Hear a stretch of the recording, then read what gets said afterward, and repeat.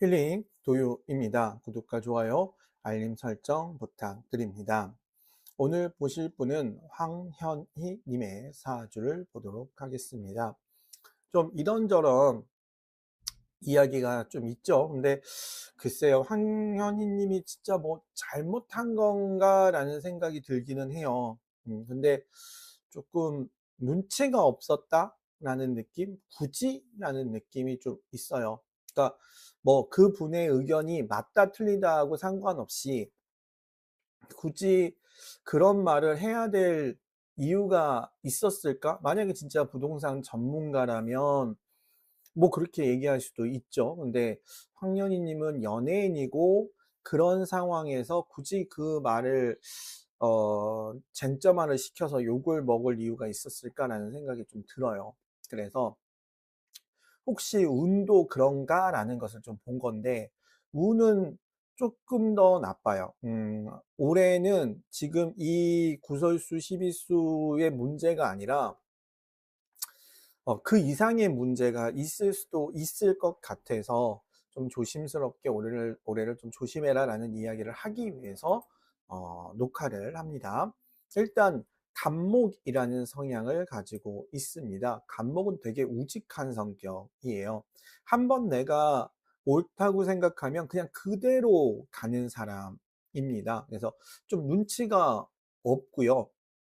좀 유연하지를 못해요. 되게 고집스러운 성격을 가지고 있어서 끝을 보는 사람, 의리가 있는 사람, 어디에서든 기준이 될 수 있는 사람이에요. 그래서 간목이라는 거는 좋은 성격이기는 한데 좀 눈치가 없는 편이기도 하다라고 하는 게 바로 간목입니다. 자, 일복이 이 위에 있어요. 그래서 머리로 일하는 사람이라는 건데 생각이 많고 고민이 많다라고 얘기를 합니다. 그래서 좀 쓸데없는 생각도 많이 하는 사람이다. 자, 여기 편재가 있습니다. 돈을 버는 사주이죠.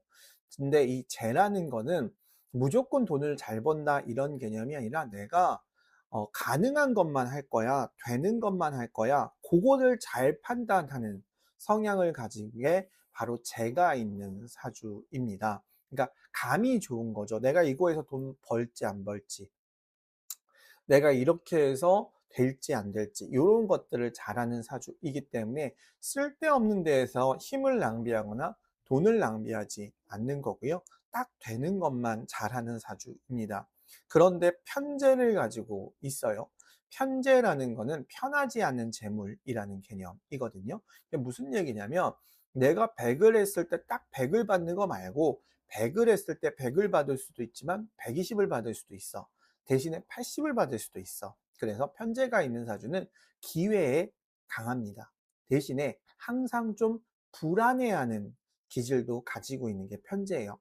더 많은 것을 얻을 수 있기 때문에 더 많은 것을 잃을 수도 있다라는 개념도 가지고 있는 게 편재인데 돈을 많이 벌 수도 있지만 그 돈을 많이 벌어도 항상 좀 불안해하는 성향을 가지고 있다라는 게 바로 편재, 기회에 강하다라고 얘기를 합니다.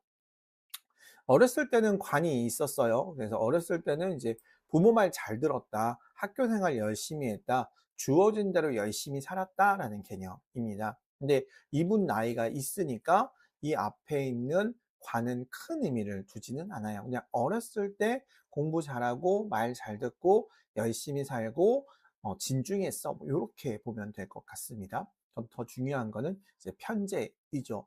그 다음에 중요한 건 정인입니다. 그래서 사람을 되게 중요하게 여기는 사람인데 여기서 사람이라는 거는 지인을 얘기하는 게 아니라 나에게 영향 끼치는 사람을 중요하게 여긴다라고 보면 될 것 같아요. 그래서 나를 도와줄 수 있는 실제적으로 영향 끼칠 수 있는 사람이 있고 그 사람들의 덕을 보고 내가 무엇인가를 잘 할 수 있는 사람이다. 그러면 이걸 합치면 어떻게 돼요? 기회에 강하고 그 기회를 얻고자 사람들의 도움을 받아서 투자를 받아서 내가 원하는 것들을 얻을 수 있는 사주다. 그래서 좋은 사주죠. 이 사주가 힘이 없어요. 목이 한자, 나를 도와주는 수가 한자이거든요. 힘이 없는 사주이기 때문에 내 바로 밑에 있는 이 정인이 되게 좋은 사주이고요. 결혼하면서 잘 풀리는 대표적인 사주이기도 합니다. 그게 이 사주의 특징이에요. 재능으로 보자고 하면 영마, 도화, 화계를 다 가지고 있습니다. 도전적이고 창의적이면서 사람들에게 인정받을 수 있는 아주 매력적인 사람이다. 그런데 이제 의외로 간목이니까 애드립이 강하다기보다는 내가 뭔가 연구하고 공부하고 내가 잘하는 것을 끝까지 하는 사람이다. 자, 이 부분에서는 전혀 문제가 없어요. 근데 운이 좀 문제예요. 47세부터 이제 대운이 바뀌거든요. 신묘대운이라는 대운인데요. 얘가 여기 자묘형살이라는 살이 생겨요. 불편함이 생기는 거거든요. 그럼 무슨 얘기냐면 내가 하고 싶은 대로 하는 것 때문에 사람과의 불편함이 생겨. 사람 때문에 스트레스를 좀 많이 받아라는 게 47세부터 56세까지 10년의 운이에요. 그래서 모군이 이사주한테 나쁜 건 아닌데 사람 때문에 스트레스를 많이 받는 일이 있을 수 있다. 구설수 11수가 있을 수 있다. 자, 그런데 여기서 안 끝나요. 26년이 여기 좌우충이에요. 도화살이 하나가 더 걸려요. 그러면 대운, 세운이 다 도화살로 바뀌어 버리는 거거든요. 근데 그 전에는 도화살이 하나도 없었단 말이에요. 그런데 대운, 세운이 함께 도화살로 들어오는데 얘가 인복을 다 건드는 살이에요. 그렇다는 건 무슨 얘기냐면 이 사주가 인복이 되게 중요한 사주이거든요. 왜 그러냐면 내 사주 6자 중에 힘이 없으니까 이 인복이 얼마나 중요한 거예요. 그런데 이 인복이 살이 끼면 안 되거든요. 근데 대운, 세운이 이 인복이 다 살이 껴요.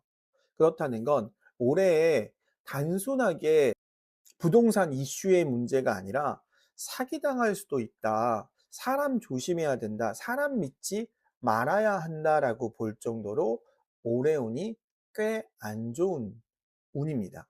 그래서 방송을 킨 거거든요. 물론 황현희 씨가 제 방송을 볼지는 모르겠으나 만약에 본다고 한다면 올해는 숨만 쉬어라. 새롭게 뭔가를 도모하려고 하지 않는 것이 좋겠다라고 보여지는 운입니다. 물론 뭐 100%다라고 얘기할 수는 없습니다. 하지만 저는 사주쟁이니까 사주만 가지고 얘기하자면 특히 사람과의 연관된 것은 아무것도 안 하는 게 좋습니다. 그 정도로 대운과 세운이 다 인복을 건들고 이 사주는 인복이 되게 중요하기 때문에 이 인복이 건드려지는 것은 상당히 위험하다라고 이야기할 수 있습니다. 네, 여기까지 황현희 님의 사주였고요. 언제나 행복하시고 좋은 일들만 함께 하시기를 간절히 기원 드립니다. 감사합니다.